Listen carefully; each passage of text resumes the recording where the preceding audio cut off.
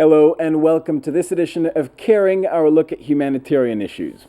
For this edition, our reporter Bertin Leblanc went to the United States to meet with war veterans and find out how they're coping with the aftermath of war. Many of them have seen the enemy in Vietnam, Afghanistan, or Iraq through the crosshairs on their assault rifle. Some are physically wounded, many more have come back with psychological wounds. The National Theatre Workshop of the Handicapped uses stage performance to help them come to terms with what they saw and sometimes with what they did. Bertin Leblanc reports.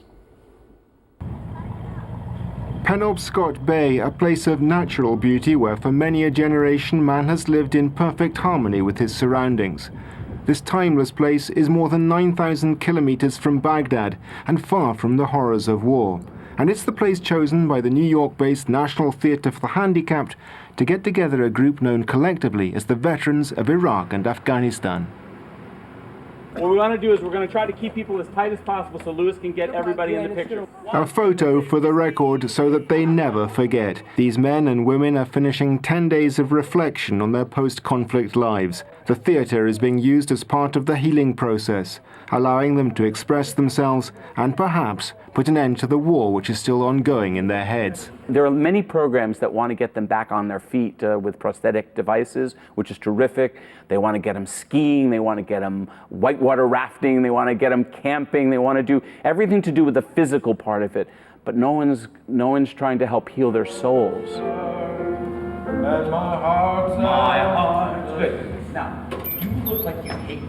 It seems that because the arts is such a great expression of the human condition, it's such a great expression of what it is to be a human being, that would be kind of a nurturing type of environment for them, to give them a safe place to be able to explore these very scary places and to somehow work through it.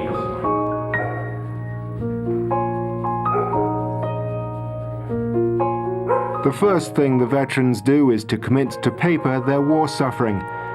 Dredging up the memories is often a painful process and inevitably brings forth doubts, regrets, and questions.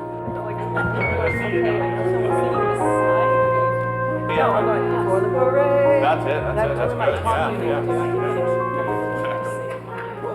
When you're part of killing other people, you have to, in your mind, come to terms with that. Some people come to terms with it right there on the spot and say, you're the bad guy, I'm the good guy, dead, gone, walk away. They close it, and for them that's done. But I think as other things in life happen, you always go back to that and say, oh, I remember what I did. And you have to, some way or another, get comfortable with that in your own mind. John and David, more forward. Come on, you're not going to hide.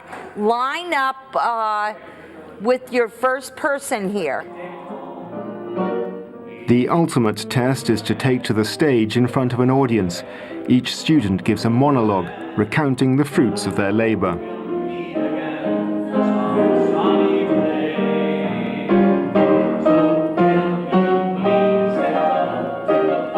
I've never been in a war myself, and I don't know the great fear that it takes to face what they have to face. But I know what it's like to face an audience. And I think if they can face the guns and the explosions and all the battle, it's facing a little applause may not be so bad after all. And I think that's kind of what they learn. It's estimated that between 35,000 and 50,000 American soldiers have been injured since the 2003 invasion. And the number of soldiers suffering psychological problems is growing exponentially. But beyond the cold numbers, every day sees the United States learn just a little bit more of the human cost of the war. My passion has always been flying. I mean, even when I was enlisted, I was flying. I mean, I started flying when I was 16. So suddenly being ripped away from it it's like losing your whole family in a car accident. And so now I sit and wait for my friends to come home. Sometimes they come home in pieces. Okay. Hello, my name is Lieutenant Carey Conway. I am a mother, a daughter, a wife, a niece, an aunt, and a friend. And I need to ask you, sir, no matter what. Carey Conway was a helicopter pilot in Iraq. The victim of a series of incidents, she's now confined to a wheelchair. She's here to battle her demons. Being here has helped with some of the feelings. I wrote that dramatic writing. When I first wrote that monologue and I first read it, I couldn't but cry. All I could do was cry.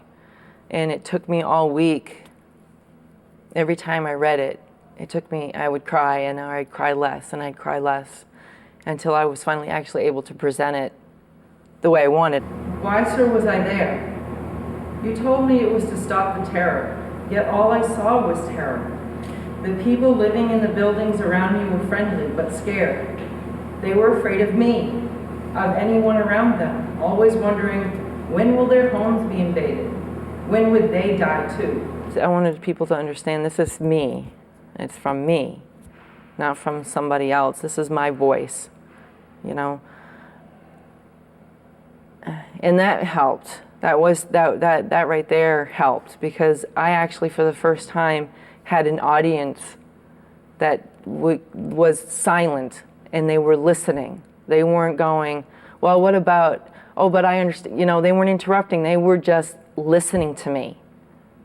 And they had no choice. It was just like they just listened. They could have got up and left, but they didn't. They listened. And that was like a vindication. It was like, finally, they're listening to me. They're getting it. You know? Finally, they listened. I just, it was just amazing.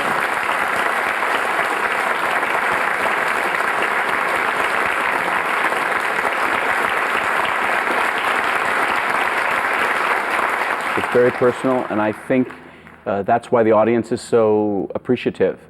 I think the audience realizes that this is coming from the heart. This is coming, I mean, one of the reasons that we want to theatrically be able to convey these stories is so that people understand what is the true cost of war.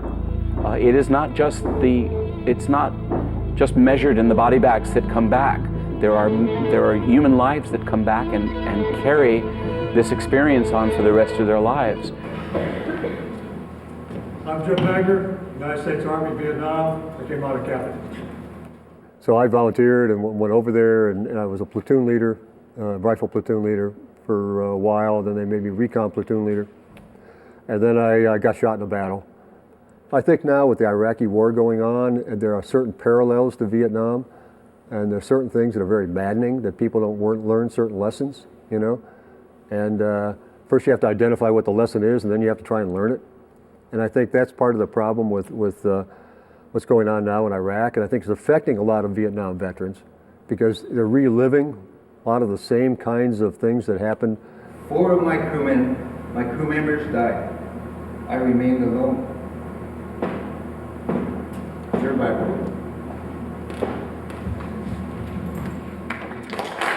So as we began to advertise the program for newly disabled veterans of Afghanistan and Iraq, we have people from Vietnam who are coming back to us saying it's been 30 years and I haven't been able to deal with this. And yet, through the program, somehow they're dealing with it. They begin to deal with it. It's miraculous. It really is miraculous. I am the warrior, and I demand my audience with the gods of war. Welcome home, asshole.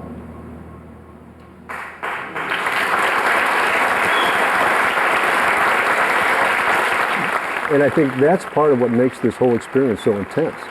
It's not just the writer's workshop, and it's not just being together and experiencing these things together, but getting up here and experience it with other people, the public.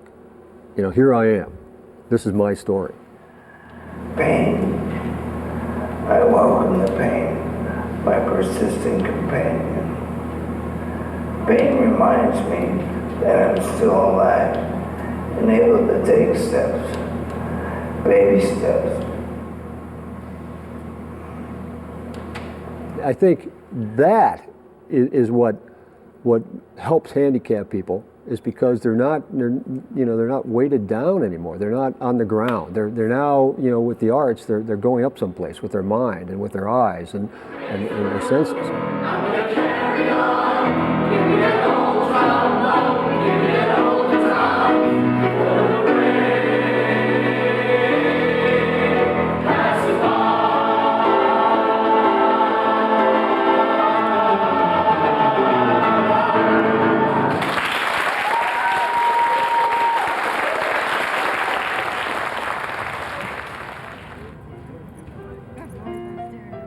It's on a boat bearing the name Good Return that the group finishes its sojourn in Maine. One last glimpse of the tranquil New England coastline before waving goodbye. But even far from the theatre of conflict, the questions never go away, like a wound which never heals. I'm not just asking for myself, I'm asking for every other woman. Why did she have to leave her kids at home and to go over there? Why do I have to go over 4 tours, 5 tours, 6 tours, where they should have done no more than 2? And the guys are still doing it, and the question is still there now. It's like, why?